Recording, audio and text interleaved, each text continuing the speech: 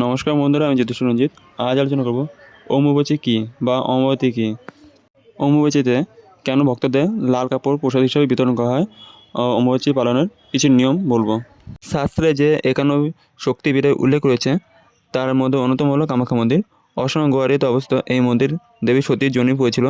কামাখ্যা মন্দিরে প্রতি বছর বার্ষিক অম্বুবাচী মেলা আয়োজিত হয়, তবে রজস্বলা হওয়ায় 3 দিন মন্দিরে কপাট বন্ধ থাকে। এবছর কবে থেকে শুরু হচ্ছে অম্বুবাচী, কেন বন্ধ থাকে মন্দিরের দ্বার, সে বিষয়ে এখানে আলোচনা করব এই ভিডিওতে। অম্বুবাচী হিন্দু ধর্মের বাৎসরিক উৎসব। অম্বুবাচীকে বিভিন্ন আঞ্চলিক ভাষায় অমাবতীও বলে। বাংলা ক্যালেন্ডার অনুযায়ী আষাঢ় মাসের 7 তারিখ থেকে 10 তারিখ পর্যন্ত এই রীতি পালন করা হয়। এই সময় থেকে বর্ষার সূচনা।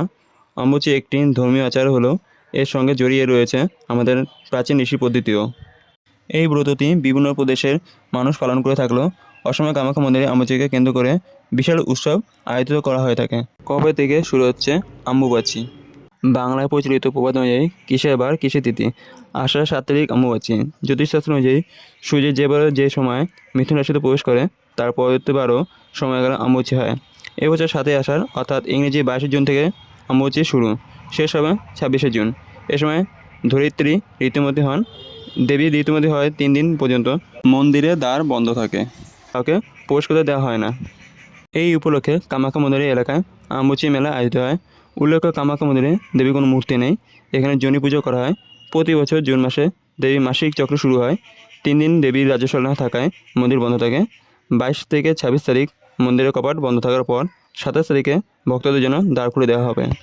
প্রসাদ হিসেবে বিতরণ করা হয় কেন লাল কাপড়? অম্বুবাচী মেলা উপলক্ষে অসমের কামাখ্যা মন্দিরে লক্ষ লক্ষ ভক্ত আগমন হয়। অম্বুবাচীর শুরুর আগে মন্দিরে গর্ভগৃহে সাদা রঙের কাপড় রেখে দেওয়া হয়। 3 দিন বাদ সে কাপড় লাল হয়ে যায়, সেটি ভক্তদের মধ্যে প্রসাদ হিসেবে বিতরণ করা হয়। এই সময় 3 দিনের জন্য ব্রহ্মপুত্র নদীর জল লাল হয়ে যায়। কামাখ্যা মন্দিরে অম্বুবাচী ছাড়াও আরও 2টি উৎসব হয়। এটি দেবধ্বনি ও দেবধ্বনি নামে পরিচিত। এখানে বাদ্যযন্ত্রের সঙ্গে নৃত্য করা হয়। পৌষ মাসে কৃষ্ণপক্ষে পুষ্য নক্ষত্রে পুষ্যাভিষেক উৎসব আয়োজিত হয়।